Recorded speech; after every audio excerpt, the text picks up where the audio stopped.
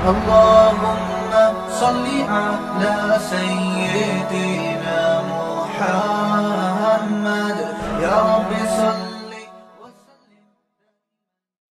بسم اللہ الرحمن الرحیم. سورہ یوسف کا رکوع نمبر 10 اور 13ویں پارے کا رکوع نمبر 4. اس کا لفظی ترجمہ مختصر گرامر کے ساتھ پچھلے ایپیسوڈ میں ہو چکا تھا. آج ہم انشاءاللہ اس کی تفسیر شروع کریں گے. اعوذ باللہ من الشیطان الرجیم. بسم اللہ الرحمن الرحیم. فَلَمَّا اسْتَيْأَسُوا مِنْهُ خَلَصُوا نَجِيًّا.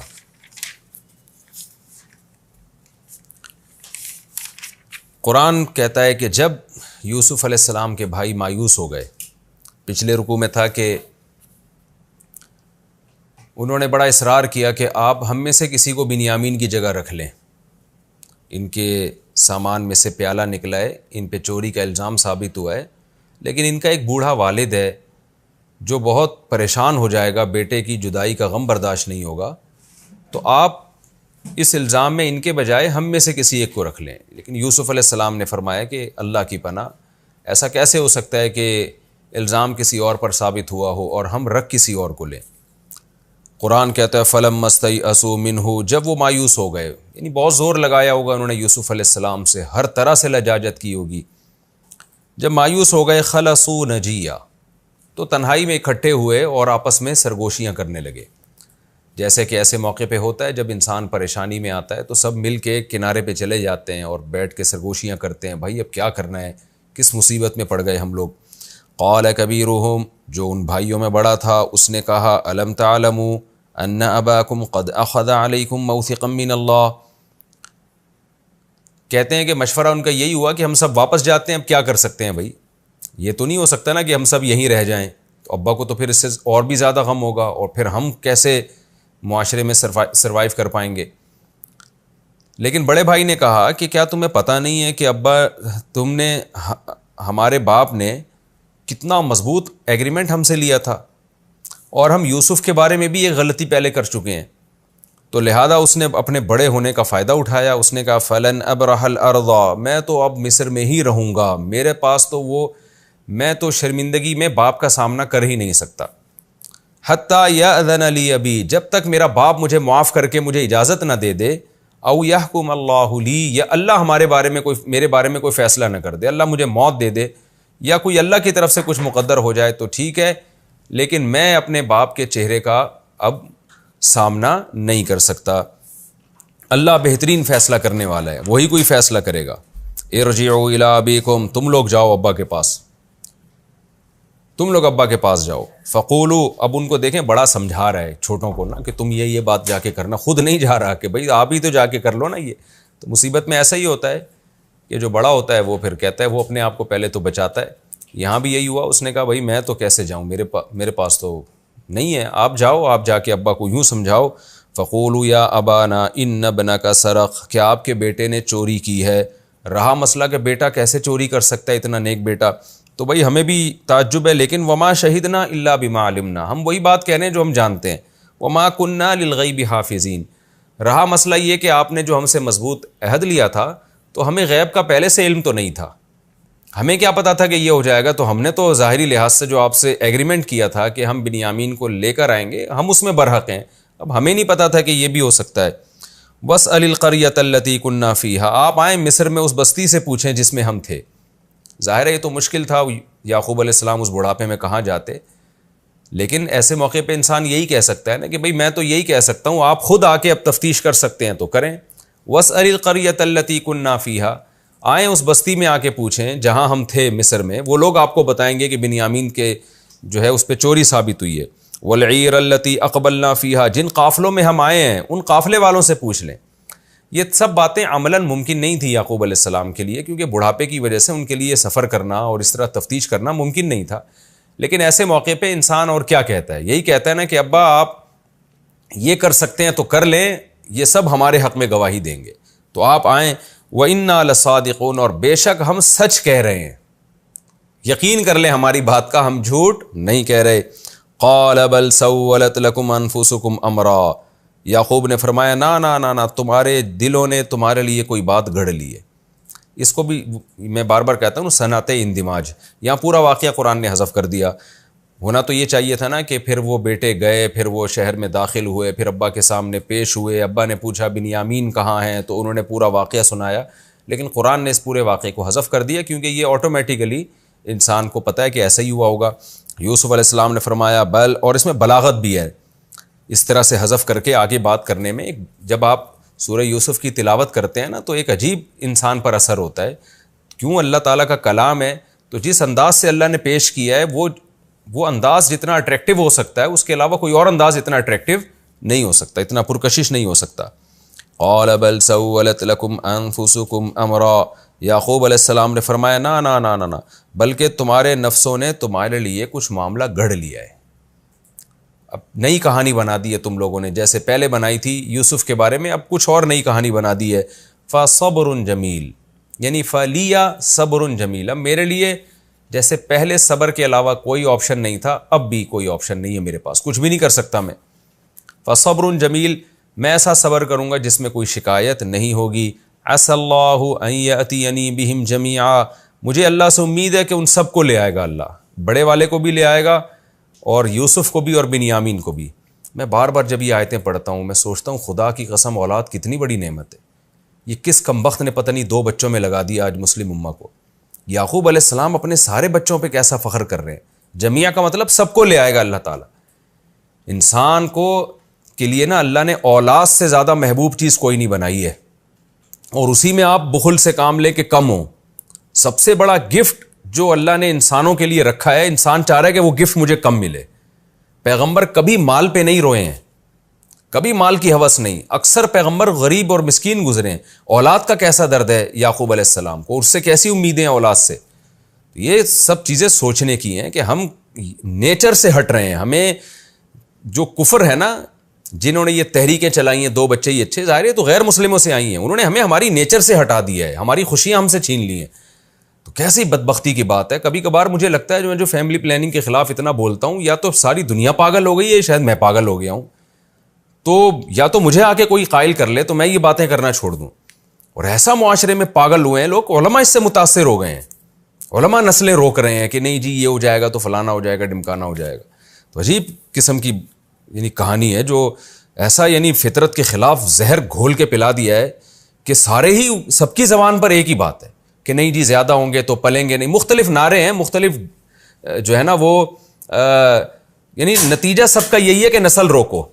اور اس کے لیے جو دلائل تراشے جا رہے ہیں وہ ہر آدمی نے مختلف. کوئی کہہ رہا ہے پڑھائی مکمل نہیں ہو سکے گی بچوں کی، ایجوکیشن کا مسئلہ ہوگا، کوئی کہہ رہا ہے تربیت کا مسئلہ ہوگا، کوئی کہہ رہا ہے عورت کی صحت کا مسئلہ ہوگا. نتیجہ سب کا یہی ہے کہ نسل روکو. تو کسی بھی لیبل سے آپ روکتے ہیں نسل، یہ سب نیچر کے بھی خلاف ہے، قرآن و سنت کے بھی خلاف ہے، اور اپنے پاؤں پر آپ خود ہی کلہاڑا مار رہے ہیں. بہرحال یعقوب علیہ السلام نے فرمایا فصبر جمیل عسى اللہ ان یأتینی بہم جمیعا، مجھے امید ہے اللہ ان سب کو واپس لے آئے گا. انہ هو العلیم، وہ جاننے والا ہے، الحکیم، اور حکمت والا ہے. وہ ہم سب کے حالات بھی جانتا ہے. اور حکمت والا کا مطلب یہ کام سارے الٹے سیدھے ہو رہے ہیں لیکن مجھے پتا ہے جو رب ہے وہ حکمت والا ہے. اس میں میری کوئی خیر خواہی ہوگی، میری بہتری ہوگی، اس کا کوئی کام حکمت سے خالی نہیں ہے. یہاں یہ سوال پیدا ہوتا ہے یوسف علیہ السلام کو، یعقوب علیہ السلام کو یہ امید کیسے ہو گئی کہ اللہ سب کو لے آئے گا؟ تو امید کیسے؟ تو اس کا جواب یہ ہے کہ یوسف علیہ السلام نے جو خواب دیکھا تھا نا، اس سے یعقوب علیہ السلام کو ایک امید قائم تھی کہ اللہ میرے بیٹے کو ضائع نہیں کرے گا، کیونکہ اگر اس نے ضائع کرنا ہوتا تو ایسا اچھا خواب کیوں دکھاتا. تو کچھ کام اللہ لے گا لیکن اللہ مجھے آزمائشوں میں ڈال رہا ہے. تو اس لیے کہ یعقوب علیہ السلام کو ایک امید کی ایک کرن بندی ہوئی تھی کہ یہ جو کچھ ہو رہا ہے، غم آ رہے ہیں، جدائی بھی ہو رہی ہے، لیکن کچھ اللہ سے ان کو امید تھی کہ اللہ نے جو سلسلہ باپ دادا سے شروع کیا ہے نبوت کا، وہ میرے خاندان میں یوسف کے ذریعے ہوگا، تو کچھ نہ کچھ اللہ کی طرف سے ہوگا. یہاں بھی آپ دیکھیں جو نیگیٹو سوچ رکھنے والے لوگ ہوتے ہیں نا، وہ ایسے موقع پہ نیگیٹیوٹی کا شکار ہو جاتے ہیں. وہ کیا کہتے ہیں کہ یار خواب تو بڑا اچھا آیا تھا، اس سے تو لگ رہا تھا کہ بہت اچھا ہو جائے گا، لیکن حالات سے لگ رہا ہے کہ اللہ نے ہمیں معاذ اللہ غلط خواب دکھایا تھا، اور اللہ تعالیٰ کہتا کچھ ہے اور کرتا کچھ ہے. جیسے جب آپ کسی کو خوشخبریاں بتائیں نا کہ تقوی اختیار کرو گے، مال میں برکت ہوگی، قرآن و سنت سے ہی بات ثابت ہے. اب اس کے مال میں برکت نہیں ہو رہی تو وہ کیا کہے گا؟ ابے یار یہ تو بس سیاسی باتیں ہیں، معاذ اللہ تعالیٰ کی، یہ مولویوں کی گڑی ہوئی باتیں ہیں، باپ دادا سے چلی آ رہی ہیں، ہم تو نے جو تقوی اختیار کیا ہم تو برباد ہو گئے. تو نیگیٹو سوچ والا جو بے صبرہ ہوتا ہے وہ ایسی باتیں کرتا ہے. صبر والے لوگ ایسی باتیں کرتے ہیں جیسے یعقوب علیہ السلام کر رہے ہیں کہ اتنا غم، یہ غم جو ہے یہ شو کر رہا ہے کہ آپ نا امید ہو چکے ہیں، لیکن آپ امید کی باتیں کر رہے ہیں. عسى الله ان ياتيني بهم جميعا، مجھے امید ہے اللہ ان سب کو لے آئے گا، کیونکہ وہ جانتا بھی ہے ہمارے حالات کو اور حکمت والا بھی، اس کی حکمت کا تقاضا ہے جو کچھ ہو رہا ہے. لیکن دل کی حالت کیا ہے وہ اگلی آیتوں میں اللہ نے پیش کی ہے. دل کی جو کیفیت تھی وہ اس آیت میں وَتَوَلَّى عَنْهُمْ، اور پیٹھ پھیری یعقوب علیہ السلام نے ان سب سے. وقال، اور کہنے لگے یا اسفا علی یوسف، ہائے افسوس یوسف پر.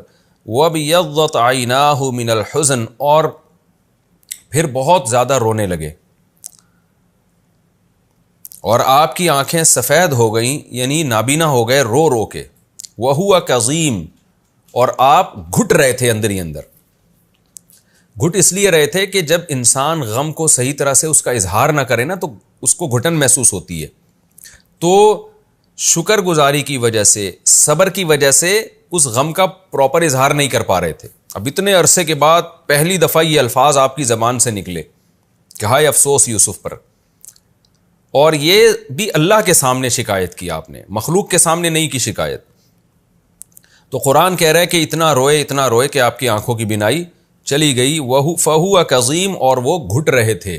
یہ بینائی جانے کی وجہ آنکھوں کی کہ رونا بھی ہو سکتا ہے اور غم بھی ہو سکتا ہے. ظاہر ہے غموں سے انسان کی جو طاقتیں اور قوتیں ہیں وہ کمزور ہوتی ہیں، خاص طور پہ بڑھاپے میں بینائی پر بہت جلدی اثر ہوتا ہے. تو فَهُوَ كَظِيمٌ، آپ گھٹ رہے تھے. گھٹنے کا مطلب صبر کی وجہ سے. جیسے قرآن میں آتا ہے نا غصے کے کڑوے گھونٹ کو نیک لوگ پی جاتے ہیں، تو یہاں بھی آپ غم کے کڑوے گھونٹ کو پی رہے تھے.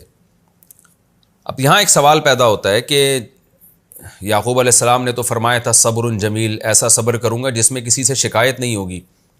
تو یہاں تو آپ شکایت کر رہے ہیں، زبان سے بھی کر رہے ہیں یا اسفا علی یوسف. اس اشکال کا جواب آگے یعقوب علیہ السلام خود ہی دیں گے.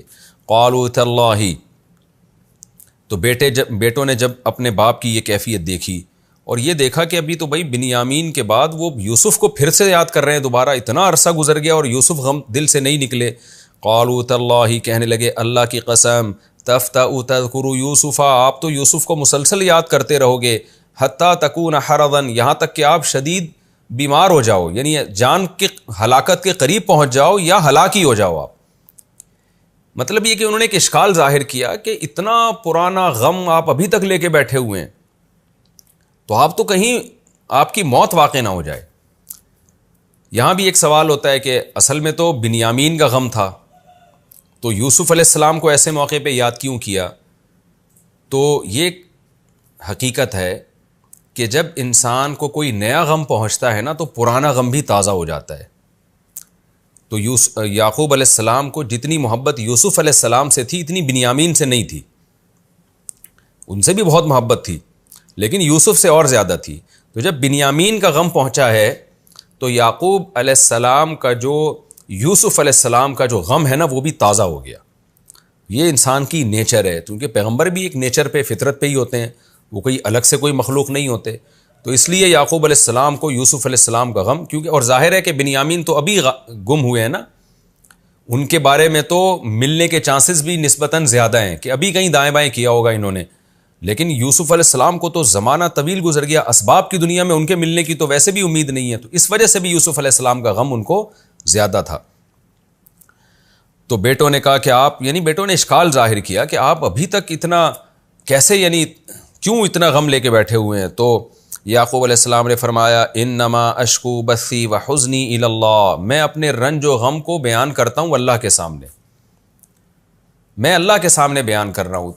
تم مجھ پہ اعتراض اس وقت کرو جب میں تمہارے سامنے پیش کر رہا ہوں، تمہارے سامنے تو میں صبر جمیل کہہ رہا ہوں، یہ تو اللہ کے سامنے غم پیش کر رہا ہوں. تو اس میں اس اشکال کا جواب بھی ہو گیا کہ دیکھیں غم میں اللہ سے شکایت کرنا یہ صبر کے منافی نہیں ہے، بلکہ یہ تو عین ایمان کا تقاضا ہے کہ آپ اپنے غموں کو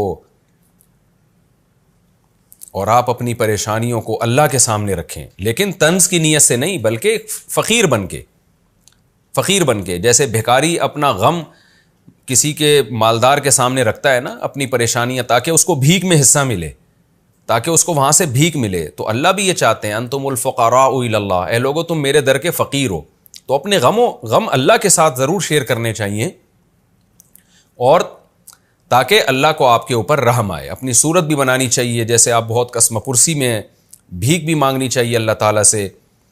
تو وہ اللہ سے وہ شکایت جو تنزیہ قسم کی شکایت ہوتی ہے, جس میں اللہ پہ اعتراضات ہوتے ہیں, وہ والی شکایت صبر کے منافی ہے. تو ویسے اگر آپ شکایت کرتے ہیں اللہ تعالیٰ سے, اس شکایت میں اپنی قسم پرسی بیان کرنا ہو, اپنی محتاجی بیان کرنا ہو, تو یہ تو عبادت ہے, یہ تو دعا کا حصہ ہے, یہ تو مطلوب شرعی ہے. تو اس لیے یعقوب علیہ السلام نے فرمایا انما اشکو بثی وحزنی الی اللہ, میں اپنے غم اور حزن کو اللہ کے سامنے بیان کرتا ہوں. وَأَعْلَمُ مِنَ اللَّهِ مَا لَا تَعْلَمُونَ, اور اللہ کے بارے میں وہ کچھ جانتا ہوں جو تم نہیں جانتے. وہ کیا باتیں ہیں وہ یعقوب علیہ السلام ہی جانتے ہوں گے, جو ان کو کچھ وحی ہوتی ہوگی یا کوئی اشارات ملتے ہوں گے کہ بھئی یعقوب اور یہ جو یوسف اور آپ کے بیٹے آپ سے مل جائیں گے, یا ان کو وہ جو خواب تھا وہ بات بھی جانتے تھے کہ میرے بیٹے کو خواب آیا, اس خواب کی وجہ سے مجھے امید ہے کہ کہیں نہ کہیں کچھ اس میں خیر کا پہلو چھپا ہوا ہے. یا بنی یذهبوا, اے میرے بیٹو جاؤ, فتحسسوا من یوسف واخیہ, اور یوسف اور اس کے بھائی کو تلاش کرو, دنیا میں پھرو, تلاش کرو یوسف اور اس کے بھائی کو. ولا تیأسوا من روح اللہ, اور اللہ کی رحمت سے مایوس مت ہو. اسباب کی دنیا میں تو امید نہیں ہے, لیکن اللہ کی بہت بڑی رحمت ہے, اس کی ہمارے خاندان پہ رحمت ہے. پھر وہ جانتے تھے خواب بھی آیا ہے, اس سے بھی یعقوب علیہ السلام کو امیدیں تھی, لہذا بیٹوں سے کہا کہ جاؤ تلاش کرو. انہ لا ییأس من روح اللہ, بے شک اللہ کی رحمت سے مایوس نہیں ہوتے الا القوم الکافرون, مگر کافر لوگ. یہاں خوب سمجھ لیں کہ اگر اسباب کی دنیا میں آپ کسی چیز سے نا امید ہو جائیں کہ اب یہ ممکن نہیں ہے, تو ایسی نا امیدی کو کفر نہیں کہتے. مثال کے طور پر آپ کا کوئی پیشنٹ ہے, کوئی ریلیٹیو ہے, اس کو کینسر ہو گیا, اور ڈاکٹروں نے کہا کہ بھئی یہ 2 سے 3 مہینے میں اس کی لازمی موت واقع ہوگی. آپ نے ہر جگہ سے چیک اپ کرا لیا اور بالکل آپ کو یقین ہو گیا کہ اب اس کی موت واقع ہو جائے گی. ایسی صورت میں آپ نا امید ہو جاتے ہیں اور آپ فیصلہ کر لیتے ہیں بھائی اب تو بچنے کا امکان نہیں ہے. تو یہ نا امیدی کفر نہیں ہے, وجہ اس کی ہے کہ اللہ نے اس دنیا کو اسباب کے ساتھ جوڑ دیا ہے.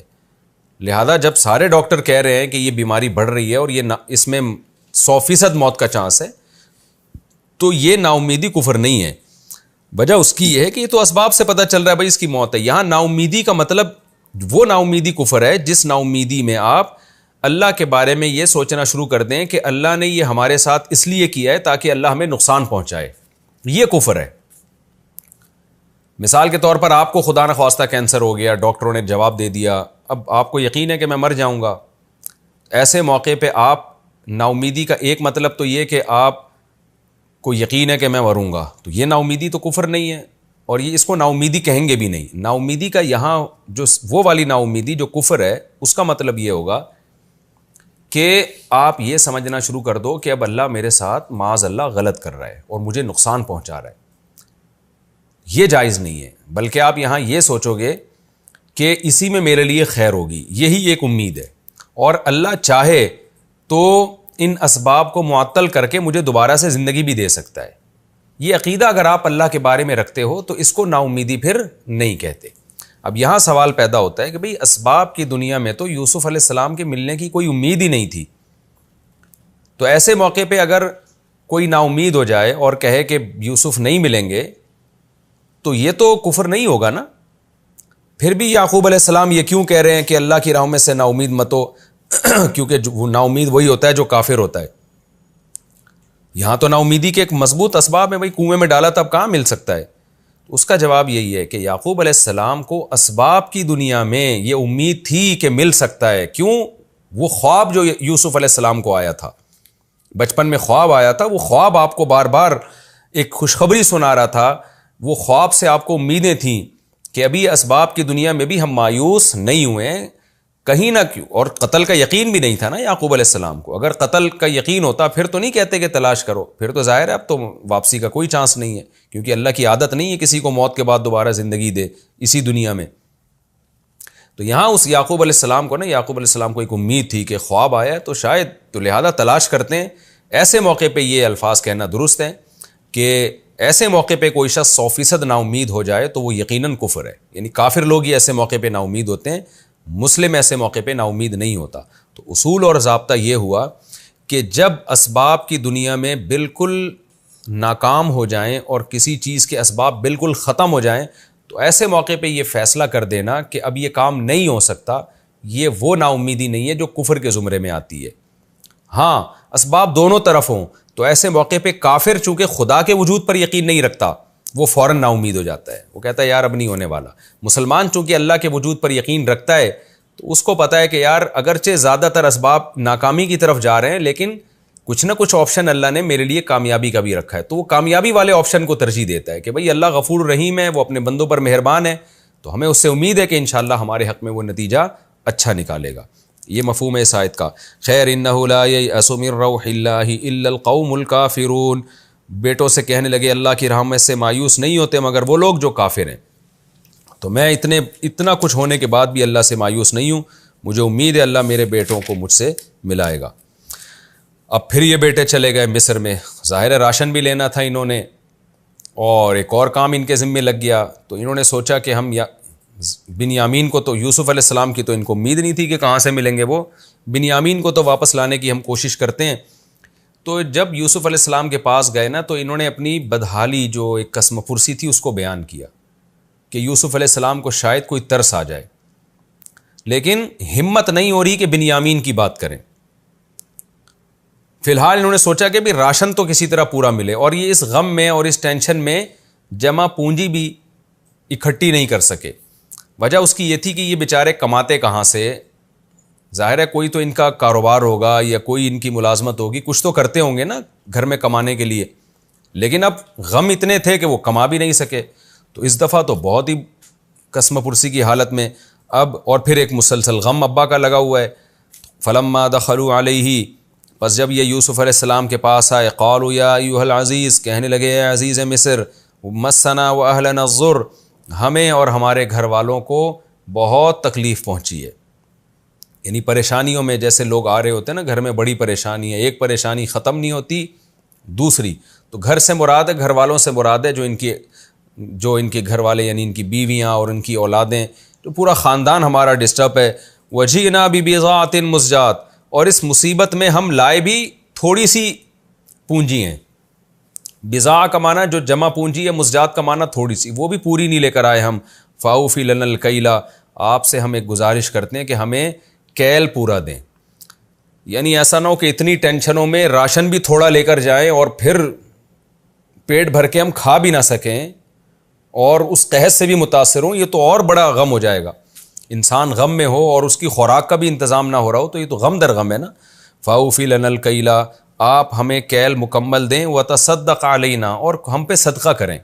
یہاں صدقے سے مراد یہ نہیں ہے کہ الگ سے خیرات ہم کو دیں, مطلب یہ ہے کہ یہ تھوڑی آمدن میں پورا راشن دے دیں, یہی صدقہ ہے. اب آپ سوچئے کہ پیغمبر کی اولاد ہو, ان میں تو ایک خودداری بہرحال ہوتی ہے, انبیاء میں تو جیسے ابراہیم علیہ السلام میں سخاوت تھی, تو یہ تو نسلوں میں آتی ہیں یہ چیزیں, یہ تو بلڈ سے منتقل ہوتی ہیں یہ چیزیں. تو ان کے لیے اپنی حاجت کو ظاہر کرنا اس وقت کتنا مشکل کام ہوگا. جو کم خاندان کے لوگ ہوتے ہیں نا, ان کو تو بھیک مانگنے میں مزہ آتا ہے, ان کو تو یہ کہنے میں مزہ آتا ہے کہ آپ ہم پر احسان کریں. لیکن جو اعلیٰ خاندان کے لوگ ہوتے ہیں, ان کی زبان سے یہ جملہ نکلنا کہ ہم محتاج ہیں اور آپ ہماری مدد کریں, یہ بہت مشکل جملہ ہے. اس لیے یوسف علیہ السلام کے بھائیوں کا اس وقت جو یہ انداز تھا نا, وہ یوسف علیہ السلام سمجھ رہے تھے کہ ان پہ کیا قیامت گزر رہی ہے یہ الفاظ زبان سے نکالتے ہوئے. تو کیا کہہ رہے ہیں, اے عزیز, ہمیں اور ہمارے گھر والوں کو بڑی مصیبت پہنچی ہے اور ہم تھوڑی سی جمع پونجی لے کر آئے ہیں. آپ سے گزارش یہ ہے کہ آپ ہمیں ہمارے حصے کا راشن پورا دیں اور ہم پر احسان کریں. ان اللہ یجزی المتصدقین, اللہ احسان کرنے والوں کو بہترین بدلہ عطا فرماتا ہے.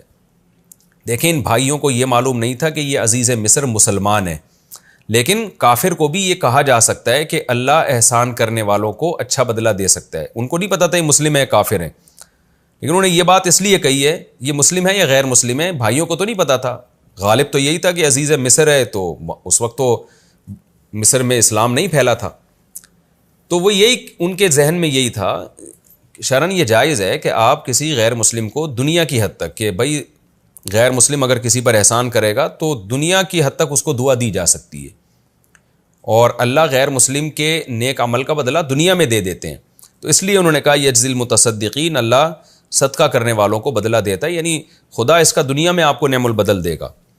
جب یوسف علیہ السلام نے دیکھا نا کہ بھئی یہ تو بہت ہی قسمہ پرسی کی حالت میں ہے، تو مفسرین نے لکھا ہے کہ یہاں یوسف علیہ السلام سے رہا نہیں گیا، یعنی وہ بھی ایک اپنے بھائیوں کے اس غم کو اور باپ کے اس غم کو سن کے بہت زیادہ پریشان ہو گیا اور ان سے رہا نہیں گیا. انہوں نے سوچا کہ اب میں اپنی صورتحال ان کو بتا دیتا ہوں. قال هل علمتم، اچھا یوسف علیہ السلام نے یہاں یہ فوراً یہ نہیں کہا کہ میں تمہارا بھائی ہوں، بلکہ ڈائریکٹ بتایا کہ دیکھو تم نے کیا تھا اور اس کے نتیجے میں تمہارے ساتھ ہو کیا رہا ہے خدا کی طرف سے، تاکہ ان کو سبق ملے. کہنے لگے حل علمتم، کیا تمہیں پتا ہے ما فعلتم بیوسف واخیہ، کہ تم نے یوسف اور اس کے بھائی کے ساتھ کیا کچھ کیا ہے. بھائی کے ساتھ جو کچھ گھر میں کرتے رہے وہ سب باتیں مراد ہیں. وہ کیا کرتے رہے قرآن میں اس کی تفصیل نہیں ہے، بہرحال حسد تھا تو ٹارچر کرتے ہوں گے. اور یوسف علیہ السلام کے ساتھ جو کیا وہ تو قرآن نے بیان کر دیا. حل علمتم ما فعلتم بیوسف واخیہ، تمہیں پتہ ہے تم نے کیا کیا تھا یوسف اور اس کے بھائیوں کے ساتھ. اذ انتم جاہلون، جب تم ناسمجھ تھے. یہاں جاہل کا اردو والا ترجمہ نہیں ہوگا جب تم جاہل تھے، جہالت ناسمجھی کو کہتے ہیں. تم نے ناسمجھی میں جب تمہیں شعور نہیں تھا کہ کیا کرنے جا رہے ہو، اس کا انجام کیا ہوگا، تو اس وقت تمہیں یاد ہے تم نے کیا کیا تھا یوسف اور بھائیوں کے ساتھ. اب بھائی ایک دم پریشان ہو گئے کہ یہ بات تو یوسف کے علاوہ کسی کو معلوم نہیں ہے کہ ہم نے یوسف کے ساتھ کیا کیا تھا. اور ظاہر ہے جب یوسف علیہ السلام کو دیکھتے ہوں گے تو کچھ شباہت بھی تو بھائی کی محسوس ہوتی ہوگی نا، بات چیت سے بھی اور چہرے سے بھی، اور چہرے میں جو رونق تھی اور بے پناہ حسن تھا، تو ان کو کنفیوژن تو پہلے سے ہی تھی کہ یہ تو ہمارا بھائی لگ رہا ہے. لیکن وہ یہ سوچ بھی نہیں سکتے تھے کہ جس بھائی کو ہم نے کنویں میں ڈالا اللہ اس کو مصر میں عزیز بنا دے گا. لیکن جب یہ بات انہوں نے کہی تو ان کو یقین ہو گیا کہ یہ تو واقعی یوسف ہیں جو ہمارے بھائی ہیں. فوراً کہنے لگے قالوا انک لانت یوسف، کیا آپ یوسف ہیں، کیا واقعی آپ یوسف ہیں. حالانکہ یوسف علیہ السلام نے یہ نہیں پوچھا تھا کہ میں یوسف ہوں یا نہیں ہوں، انہوں نے تو پوچھا تھا تم بتاؤ تم نے بھائی کے ساتھ کیا کیا ہے. لیکن فوراً وہ حیران ہو گئے کہ یہ بات تو یوسف ہی جانتے ہیں، لہذا انہوں نے پوچھا کہ کیا آپ یوسف ہیں. قال انا یوسف، یوسف علیہ السلام نے فرمایا ہاں میں یوسف ہوں، وہذا اخی، اور یہ میرا بھائی ہے. یہ اس لیے اضافہ کر دیا تاکہ پتہ چلے یہ میں وہی والا یوسف ہوں جس کو تم نے کنویں میں ڈالا تھا، اس نام کا کوئی دوسرا آدمی نہیں ہوں، وہ یوسف جس کا میں بھائی ہوں. وہذا اخی، اور یہ میرا بھائی ہے. قد من اللہ علینا، تحقیق اللہ نے ہم پر احسان کیا. یہاں بھی آپ دیکھیں تواضع، اللہ نے ہم پر احسان کیا. انہ من یتقی ویصبر، اب موٹیویٹ کرنے کے لیے بھائیوں کو دین پہ لانے کے لیے ایک اصول اور ضابطہ بیان کر رہے ہیں کہ اللہ کا قاعدہ یہ ہے کہ جو تقوی اختیار کرتا ہے اور صبر سے کام لیتا ہے فإن اللہ لا یضیع اجر المحسنین، تو اللہ ایسا اچھا عمل کرنے والے کو کے اجر کو ضائع نہیں کرتے. یہاں مقصد یہ نہیں ہے کہ اپنی بڑائی بیان کرنا کہ ہم نے تقوی اختیار کیا اور ہم نے صبر کیا، یہ مطلب نہیں ہے، بلکہ مطلب کیا ہے کہ قاعدہ بیان کرنا کہ اللہ نے ہمیں تقوی کی توفیق بھی دی اور صبر کی توفیق بھی دی. نتیجہ یہ نکلا کہ اللہ نے ہمیں کیسا نوازا ہے، اور تم نے تقوی اختیار نہیں کیا، صبر بھی نہیں کیا، جس کا نتیجہ تمہارے ساتھ کیا ظاہر ہوا. بھائی فوراً کہنے لگے تاللہ. اب دیکھیں حسد میں ایسا ہوتا ہے کہ جب جس سے آپ کو حسد ہوتا ہے نا، اس کو کسی نعمت میں آپ دیکھتے ہو تو اور جلنا شروع ہو جاتے ہو اور انکار کر دیتے ہو کہ اور زیادہ آپ کو ایک تکلیف ہوتی ہے. لیکن یہاں بھائیوں کے ساتھ جو معاملات ہو چکے تھے نا اللہ کی طرف سے، اس میں ان کی ایسی اصلاح ہو گئی تھی، اتنی ان کو عبرت ہو گئی تھی، کیونکہ تھے بہرحال پیغمبروں کی اولاد، تو ان کو عبرت ہو چکی تھی. اب یہاں ان میں حسد پیدا نہیں ہوا اور انہیں کوئی تنزیہ بات نہیں کی، بلکہ دو ٹوک لفظوں میں، واضح لفظوں میں اقرار کر لیا خدا کی قسم اللہ نے آپ کو ہم پہ فضیلت دی ہے، یہ اللہ کی طرف سے انتظام تھا. کہنے لگے تاللہ. یہ بڑا مشکل ہوتا ہے کہ جس سے آپ کو حسد ہو اور آپ اس کے خلاف ساری زندگی لگے رہو، آپ ببانگ دہل اس کے منہ پہ اعلان کر دو خدا کی قسم تم اچھے ہو ہم برے ہیں. یہ بہت مشکل ہوتا ہے, لیکن اللہ کی طرف سے ایسے حالات ہوئے کہ وہ مجبور ہو گئی یہ کہنے پر, اور کہنے لگے تاللہ اللہ کی قسم لقد آثرک اللہ علینا, اللہ نے آپ کو ہم پر فضیلت دی ہے, ہم یہ ماننے کے لیے تیار ہو گئے. وَإِن كُنَّا لَخَاطِئِينَ, اور بے شک ہم یقیناً گناہ گار تھے, ہم غلطی پر تھے. قَالَ لَا تَثْرِيبَ عَلَيْكُمُ الْيَوْمَ, یوسف علیہ السلام کا حوصلہ دیکھیں, ذرا بھی طنز نہیں کیا ایسے موقع پہ. وہ یہ کہہ سکتے تھے ہاں مان لیا نا, جیسے ہم ہوتے تو ہم کیا کہتے, مان لیا نا تم نے, اب دیکھا نا, تو اور ٹارچر کرتے. یوسف علیہ السلام نے فرمایا, یوسف علیہ السلام کو پتا تھا کہ ان کو شرمندگی بہت ہو گئی ہے, کہ جس سے حسد تھا اسی کے سامنے اللہ کی قسمیں کھا کے سب بیک زبان ہو کے اقرار کر رہے ہیں کہ اللہ نے آپ کو بڑا بنایا ہم پر, آپ عمر میں چھوٹے لیکن اللہ نے آپ کو ہم پر فضیلت دی ہے. لیکن یوسف علیہ السلام نے جب دیکھا ان کی شرمندگی کو, تو یوسف علیہ السلام کو خیال ہوا کہ اب یہ شرمندہ ہو رہے ہیں, اب ان کو خطرہ ہے کہ میں ان کو ٹارچر کروں گا, میں ان کو تانے دوں گا یا میں ان کو سزا دوں گا. فوراً ان کی شرمندگی دور کرنے کے لیے فرمایا لا تثریب علیکم اليوم, تم پر آج کے دن کوئی حرج نہیں ہے, کوئی ملامت نہیں ہے. بالکل ایسے ہو گیا جیسے منسیہ, جیسے میں بھول گیا ہوں یہ غم. یغفر اللہ لکم, رہا یہ کہ تم نے مجھے ستایا وہ تو بالکل معاف, اور ظاہر ہے اللہ کی بھی نافرمانی ہے نا, کسی باپ کو بیٹے میں جدائی کرنا, بھائی کے ساتھ اس طرح معاملہ کرنا, تو اللہ سے بھی میں دعا کرتا ہوں یغفر اللہ لکم, اللہ تمہاری مغفرت کرے. وَهُوَ أَرْحَمُ الرَّاحِمِينَ, اور وہ رحم کرنے والوں میں سب سے زیادہ رحم کرنے والا ہے. کیا مطلب, اس کی یہ صفت ہے کہ جب کوئی توبہ کر لیتا ہے تو وہ اپنے بندوں پر رحم کرتا ہے. یعنی اس میں اشارہ دے دیا کہ جب میں تمہیں معاف کر رہا ہوں, میرے دل میں رحم کا جذبہ ہے, تو اللہ تو ارحم الراحمین ہے, لہذا یہاں بھی تم مایوس مت ہو, کیونکہ جو ارحم ہے, جو زیادہ رحم کرنے والا ہے, وہ کیسے معاف نہیں کرے گا تمہیں. جب میں مخلوق ہو کے معاف کر رہا ہوں تو اب اللہ کا خوف بھی مت رکھنا, اللہ بھی تمہیں معاف کر دے گا.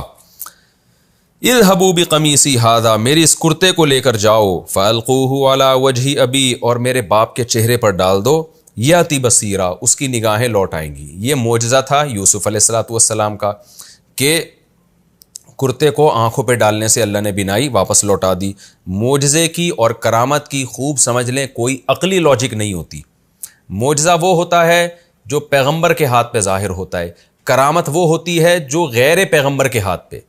جیسے حضرت مریم, وہ پیغمبر نہیں تھیں مگر بغیر شوہر کے اللہ نے بیٹا دے دیا, اس کی کوئی سائنٹیفک لاجک نہیں ہے. اسی طرح صحابہ, تابعین, تبع تابعین, اور آج بھی بہت سارے بزرگان دین اور تاریخ میں بہت سارے بزرگ ایسے گزرے ہیں, مردوں میں بھی عورتوں میں بھی, جن کے ہاتھ پہ اللہ نے کرامتیں ظاہر کی ہیں. تو کرامت کی نسبت اللہ کی طرف ہوتی ہے, بزرگ کے ارادے کا اس میں دخل نہیں ہوتا, خوب سمجھ لیں.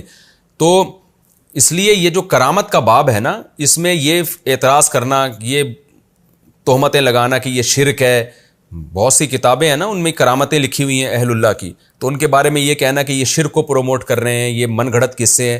تو من گھڑت قصہ تو وہ ہوتا ہے جس کی کوئی سند صحیح نہیں ہوتی. اگر کسی نے اپنا آنکھوں دیکھا حال بیان کر دیا تو من گھڑت قصہ کیسے ہو گیا, وہ اس کو کرامت سے تعبیر کریں گے. اور شرک اس لیے نہیں ہے کہ اس کی نسبت اللہ کی طرف ہوتی ہے, بھائی اللہ تو کچھ بھی کر سکتا ہے نا, مخلوق نہیں کر سکتی. ہاں یہ ضرور ہے کہ معجزہ جب پیغمبر سے صادر ہوگا تو اس کے معجزے ہونے میں دو رائے نہیں ہوتی. جب کسی بزرگ کے ہاتھ پہ کرامت ظاہر ہوتی ہے تو اس میں بعض دفعہ یہ بھی ہوتا ہے کہ وہ شیطانی کوئی تصرف یا کوئی جادو ہوتا ہے, ہم اس کو کرامت سمجھ رہے ہوتے ہیں. تو اس لیے علماء نے یہ بات لکھی ہے کہ بزرگ کے ہاتھ پہ کرامت ظاہر ہونے کے لیے ضروری ہے کہ جو شخص جس کے ہاتھ پہ کرامت ظاہر ہو رہی ہے وہ سنت کا اتباع کرنے والا ہو, وہ لوگوں کو بدعتوں کی ترغیب نہ دے رہا ہو. کیونکہ کوئی گنہگار ہے, اس کے ہاتھ پہ کوئی ایسی بات ظاہر ہوگی تو اس میں امکان ہے کوئی شیطانی تصرف نہ ہو. تو یہ ایک تفصیل ہے. یاتی بصیرہ, ان کی نگاہیں لوٹ آئیں گی. واتونی باہلکم اجمعین, اور پورے خاندان کو یہاں لے آؤ مصر میں. ولما فصلت اچھا یہ ہمارا رکوع یہاں کمپلیٹ ہو گیا. اب میں انشاءاللہ اس میں جو علمی نکات ہیں وہ مختصراً بیان کر دیتا ہوں. اس کا خلاصے کے طور پر فلما استيئسوا منه خلصوا نجيا, پورا زور لگا دیا تھا انہوں نے یوسف علیہ السلام کے سامنے کہ کسی طرح بنیامین کو لے کے جانا ہے, لیکن نا امید ہو کے آپس میں پھر سرگوشیاں کرنے لگے. اور بڑے نے کہا کہ تم سب جاؤ اور میں یہیں رہوں گا. اس سے یہ بھی پتہ چلتا ہے کہ اس زمانے میں بڑوں کا احترام تھا. آج بڑے بھائی کی کوئی ویلیو ہی نہیں ہے. بڑے نے کہا نا کہ میں ابا کو چہرہ نہیں دکھا سکتا, تم لوگ جاؤ. آج اگر کوئی بڑا ایسی بات کرتا تو چھوٹے کیا کہتے, تو ہمارا باپ ہے, تو جائے گا, میں یہاں رہوں گا. یعنی آج جو سوسائٹی میں چل رہا ہے نا وہ یہ چل رہا ہے کہ بڑے اور چھوٹے کی ویلیو بالکل ختم ہو گئی ہے. تو اس زمانے میں اتنی بات تھی کہ بڑے نے جب کہا کہ میں یہاں رہوں گا, تم واپس جاؤ, تو باقیوں نے اطاعت کی اور چلے گئے واپس. آج ہماری سوسائٹی میں بڑے بھائی کا, بڑی بہن کا کوئی اس طرح کا ادب نہیں ہے. نہ چھوٹا بھائی بڑی بہن کو مانتا ہے, نہ بڑے بھائی کو مانتا ہے, نہ چھوٹی بہن بڑے بھائی کو مانتی ہے, نہ بڑی بہن کو مانتی ہے. تو یہ بھی ہماری سوسائٹی تباہ بربادی کی طرف جا رہی ہے, وہ مغربی کلچر جو ہماری سوسائٹی میں آ رہا ہے. تو بڑے نے کہا, ظاہر ہے چھوٹوں کو بھی تکلیف ہوئی ہوگی کہ تجھے ابا کے سامنے, ان کے چہرہ کے سامنے آتے ہوئے اگر شرمندگی محسوس ہو رہی ہے, تو ہم بھی تو اسی مٹی کے بنے ہیں نا, ہمیں بھی تو شرم آ رہی ہے. تو پھڈا ہو جانا چاہیے تھا کہ ایک کہتا میں نہیں جاؤں گا تو جا, دوسرا کہتا ہے میں نہیں جاؤں گا تو جا. لیکن ایسا کوئی پھڈا نہیں ہوا. بڑا تھا تو مجبور تھے سب اس کی بات ماننے پر کہ بھئی بڑے نے آرڈر کیا ہے تو چھوٹے جائیں گے. اس سے اس قوم کے خاندانی ہونے کا اور جو ایک سوسائٹی میں بڑوں کا احترام تھا اس کا بھی بہرحال ایک پتہ چلتا ہے. دوسری بات یہ کہ یعقوب علیہ السلام نے جب وہ بیٹے آئے اور انہوں نے کہا بنیامین نے چوری کی اور پکڑ لیا اس کو وہیں پر, تو یعقوب علیہ السلام نے سنتے ہی کہہ دیا بل سولت لکم انفسکم امرا, تم نے کوئی بات گھڑ لی ہے. دیکھیں یہاں یعقوب علیہ السلام کا یہ کلام درست نہیں تھا. اس سے یہ بھی پتہ چلتا ہے کہ پیغمبروں سے اجتہادی غلطی ہو سکتی ہے. یہ اجتہادی غلطی تو تھی نا. حضرت یعقوب علیہ السلام یہ سمجھے کہ جیسے یوسف علیہ السلام کے معاملے میں انہوں نے کیا ہے, وہاں تو بالکل یہی جملہ کہا تھا بل سولت لکم انفسکم امرا, یہاں بھی یہی کہا. لیکن وہاں یعقوب علیہ السلام کی بات 100% درست تھی, یہاں یعقوب علیہ السلام سے خطا ہو رہی تھی. تو اس سے بھی پتہ چلتا ہے کہ اجتہادی خطا پیغمبروں سے ہو سکتی ہے. لیکن میں نے بار بار بتایا کہ اللہ پیغمبر کو اجتہادی خطا پہ قائم رکھتے نہیں ہیں, اس کی اصلاح کر دیتے ہیں. اور ایک عام مجتہد سے اور عالم سے جب اجتہادی خطا ہوتی ہے تو اس بات کا امکان ہوتا ہے کہ وہ خطا پر باقی رہیں قیامت تک, موت تک. تیسری بات یہ کہ یہاں ایک اشکال پیدا ہوتا ہے کہ یعقوب علیہ السلام کے پاس کوئی مضبوط دلیل تو نہیں تھی نا ان کے غلط ہونے پر. اس بات کا بھی تو امکان تھا کہ بیٹے صحیح کہہ رہے ہیں اور بنیامین کو واقعی رکھ لیا گیا ہے. تو یعقوب علیہ السلام نے بغیر دلیل کے محض یہ سوچ کر کہ جیسے یوسف کو انہوں نے مجھ سے دور کیا ہے اور اس میں یہ جھوٹے تھے یا یہ حسد کا شکار ہیں, تو یہاں بھی یقیناً ایسا ہی ہوا ہوگا. اس کی 100% دلیل تو نہیں تھی نا یعقوب علیہ السلام کے پاس, قرائن تھے. تو قرائن کی بیس پر یقینی فیصلہ کیسے کر دیا؟ دیکھیں اتنی بات تو ہے نا کہ یعقوب علیہ السلام نے جب ان کو کہا کہ تم نے جھوٹ گھڑ لیا ہے, تو یہ قرائن کو دیکھ کے کہا نا, اتنے مضبوط قرائن. ایک ہوتی ہے دلیل, ایک ہوتی ہے قرائن. دلیل اور قرائن میں فرق ہوتا ہے. دلیل کا مطلب جس کا انکار ممکن نہ ہو, اور قرائن کا مطلب سیاق و سباق اور پورا ماحول سے ایسا لگ رہا ہے کہ یہ غلط کہہ رہا ہے. اس کو قرائن کہتے ہیں. قرائن کا انکار ممکن ہے, دلیل کا انکار ممکن نہیں ہوتا. تو اس کو میں مثال سے سمجھاتا ہوں. جیسے آپ کے کسی کے بارے میں مشہور ہے کہ یہ چور ہے, اب وہ آپ کے کمرے میں آیا اور گھڑی غائب ہو گئی, تو قرائن یہی کہتے ہیں کہ اسی نے چوری کی ہوگی, لیکن دلیل سے ثابت نہیں ہے. تو دلیل کا انکار نہیں ہو سکتا, قرائن کا انکار ہو سکتا ہے. تو جب قرائن تھے, یقینی دلیل یعقوب علیہ السلام کے پاس نہیں تھی, تو یعقوب علیہ السلام نے یقینی طور پہ کیسے کہہ دیا کہ تم نے ایک معاملہ گڑھا ہے؟ اس کا جواب علماء نے دیا ہے. دیکھیں یعقوب علیہ السلام کے دل میں عین ممکن ہے یہ بات ہو کہ اس میں امکان ہے کہ یہ سچ کہہ رہے ہوں, لیکن ایسے موقع پہ باپ اور بیٹوں کا جو رشتہ ہوتا ہے, بیٹوں کو سمجھانے کے لیے اور تلاش کرنے کے لیے, کیونکہ آگے باپ نے ان کو کہنا تھا کہ بنیامین کو تلاش کرو, ایسے موقع پہ اگر وہ تردد کے ساتھ کہتے تو بیٹے یہ سمجھ لیتے کہ ابا کو یقین ہو گیا ہے ہمارے سچے ہونے پر, لہذا اب ہمیں دوبارہ تلاش کرنے کی بنیامین کو ضرورت نہیں ہے. لیکن یعقوب علیہ السلام نے ایسے موقع پہ جزم کے ساتھ کہا, اور ایسے موقع پہ جزم کے ساتھ کہنا ہی موٹیویشن کا ذریعہ بنتا ہے, اور یہ جھوٹ نہیں کہلاتا. جیسے آپ اپنے بیٹے کو سمجھا رہے ہو اور سمجھاتے ہوئے آپ کو غالب گمانے کہ اس نے یہ کام کیا ہے, تو آپ اس کو یقینی طور پر کہتے کہ تم نے یہ کام کیا ہے, تاکہ وہ اقرار کر لے اور پھر توبہ کرے. وہ تو باپ اور بیٹوں کا جو رشتہ ہوتا ہے, جیسے آپ دیکھیں نا انویسٹیگیشن میں کسی کو پکڑا جاتا ہے, 99.9% کسی شخص کے بارے میں یہ امید ہے کہ اس نے چوری کی ہے, 0.01% یہ چانس ہے کہ شاید نہیں کی ہے. تو ایسے موقع پہ پولیس یہ نہیں کہتی کہ ایسا لگتا ہے کہ تم نے چوری کی ہے, وہ پولیس کہے گی بھائی تم نے چوری کی ہے. تاکہ کانفیڈنس کے ساتھ جب اس سے کہیں تو وہ اقرار کر لے. تو ایسے موقع پہ یہ جو بل سولت لکم انفسکم امرا، یہ باپ اپنے بیٹے کو ایسے موقع پہ کہہ سکتا ہے تاکہ بیٹے کو ایک ندامت ہو اور اس کے دل میں ذرا سا بھی تردد ہونا تو وہ اس پر، تاکہ پھر وہ تلاش کر سکے. اگر یعقوب علیہ السلام ایسے کہہ دیتے کہ ہو سکتا ہے تم سچ کہہ رہے ہو سکتا ہے جھوٹ کہہ رہے ہو، تو بیٹے سمجھ جاتے کہ ابا مطمئن ہو گئے، آگے پھر وہ تلاش نہ کرتے دوبارہ بنیامین کو. تو اس لیے یعقوب علیہ السلام نے الفاظ استعمال کیے. اور تیسری ایک نقطے کی بات یہ بھی پتہ چلتی ہے کہ یہاں بھی یعقوب علیہ السلام نے صبر کیا. کس قدر صبر ہے، یعنی اس سے زیادہ صبر کی کوئی مثال ہمیں ملتی نہیں ہے. آج دیکھیں غموں میں پریشانیوں میں کیسے چیزیں اٹھاڑ کے پھینکنا شروع کر دیتے ہیں. ٹینشن ہوتی ہے نا، دیواروں سے برتن توڑ رہے ہیں اور سر مار رہے ہیں دیواروں پہ، اور اس کو ایک فیشن سمجھ لیا گیا ہے. فیشن سمجھا جاتا ہے اس کو کہ کوئی پریشانی آئی تو 2 فٹ اچھل رہا ہے اور چیخ رہا ہے، گالیاں دے رہا ہے، سر مار رہا ہے دیواروں سے اور گولیاں کھا رہا ہے اور خودکشی کر رہا ہے. یہ جنگلی اور جاہل لوگوں کی علامتیں ہوتی ہیں. پیغمبروں کی سیرت اور دین اس آپ سے کیا چاہتا ہے، وہ سیرت یہ ہے کہ بھائی آپ کے اختیار میں کیا ہے. یعقوب علیہ السلام کو پتا تھا دوسرا بیٹا بھی گم گیا تو میں کر کیا سکتا ہوں، کچھ بھی نہیں کرتا. ہاں کچھ کر سکتے ہیں تو اس میں کمی نہ کریں. آج کر بہت کچھ سکتے ہیں، وہ کر نہیں رہے ہوتے، چیخنا چلانا بہت زیادہ ہوتا ہے. تو یعقوب علیہ السلام نے کوئی چیخو پکار نہیں مچائی، یہ دیکھا میں کر کیا سکتا ہوں. جب غور کیا تو بھائی میرے پاس صبر کے علاوہ کوئی راستہ نہیں ہے، صبر ہی کر سکتے ہیں اور کچھ نہیں کر سکتے. اور تیسری چیز کہ اپنے غم کو اللہ کے سامنے پیش کرنا، یہ صبر کے منافی نہیں ہے. تو یہ اہم رکوع تھا. اب انشاءاللہ ہم اگلے ایپیسوڈ میں سورہ یوسف کا رکوع نمبر 10 اور رکوع نمبر 4 13ویں پارے کا، نہیں یہ تو ہو چکا ہے،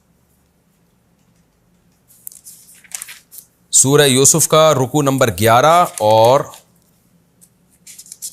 رکوع نمبر 5 انشاءاللہ میں آپ کے سامنے پیش کروں گا، شروع کروں گا انشاءاللہ. تو اگلے ایپیسوڈ میں ہم سورہ یوسف کا رکوع نمبر 11 شروع کریں گے اور 13ویں پارے کا رکوع نمبر 5 شروع کریں گے. اللہ تعالی ہمیں سمجھنے کی، عمل کی توفیق عطا فرمائے. وما علینا الا البلاغ.